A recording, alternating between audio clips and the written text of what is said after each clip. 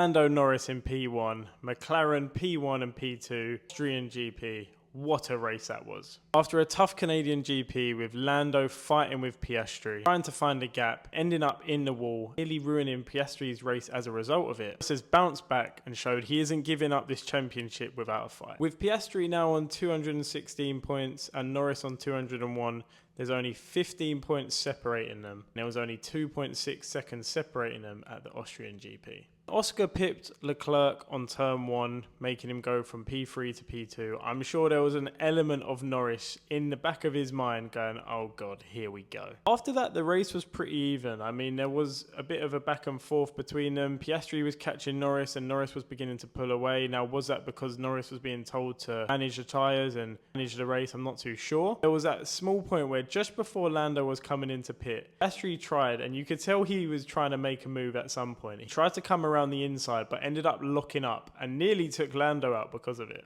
Piastri was quickly reminded of the papaya rules and from there on out knew to be a lot more careful than that. I was super happy for Norris because as a Norris fan, I feel like coming into this year, this was meant to be his year. There was a strong feeling that McLaren were going to have the best car this year. To naming Norris as their #1 driver last year, and I appreciate that's because he was closer to Max, but you have to be thinking, making Norris your #1 driver last year, he's probably going to be that this year. But Piastri seems to have ripped up the rule book and is writing it himself, showing why he should be the #1 driver McLaren. I truly think if Oscar had pipped Norris to that P1, we would be looking at a completely different season. The reason I say that is because I truly believe Norris is his own worst enemy. He seems to be battling with his own mind 99% of the time. I get a feeling that Norris doesn't believe in himself sometimes. We all know how good he can be. I think even he knows how good he can be. When he got pole leading into the race, he said, "It's nice to see the old me back every now and again," which we all loved. I thought it was a great quote, but at the same time, what do you mean? Where has the old you gone? The old you hasn't gone anywhere. You just lost a bit of confidence. You made a mistake. It is what it is. Norris is by far one of the best drivers on the track. And with this car, I think he should be the best. The difference between Norris or Max, I even think Piastri, is that I truly think Max and Piastri think they are the best driver on the track, no matter what car they're in.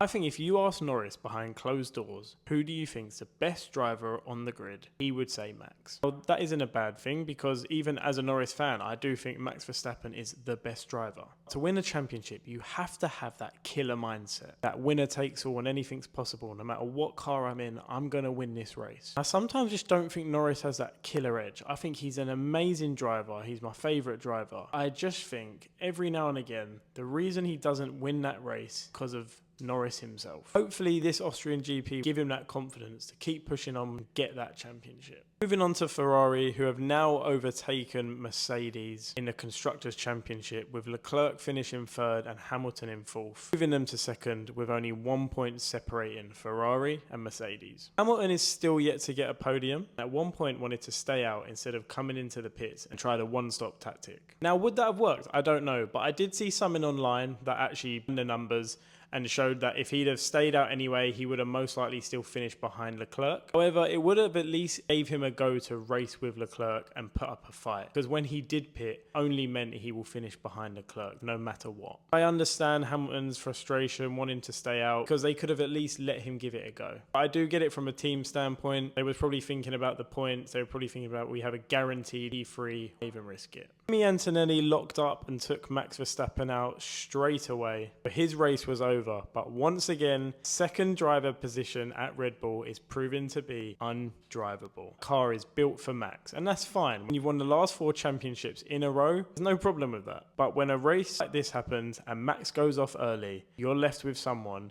who's in that seat, cannot drive that car, and you get no points, which in my opinion is not good enough. There's no point blaming Yuki because Lawson was just as bad and so was Perez. Red Bull really need to think about what they're going to do about that second driving seat. And with Verstappen rumoured to Mercedes, they might just have to think about it a lot sooner. On to Silverstone, where Norris can hopefully repeat what he done at the Austrian Grand Prix and really start to put this championship back in his hands. If you did like this content, please like and subscribe, and I'll catch you on the next one.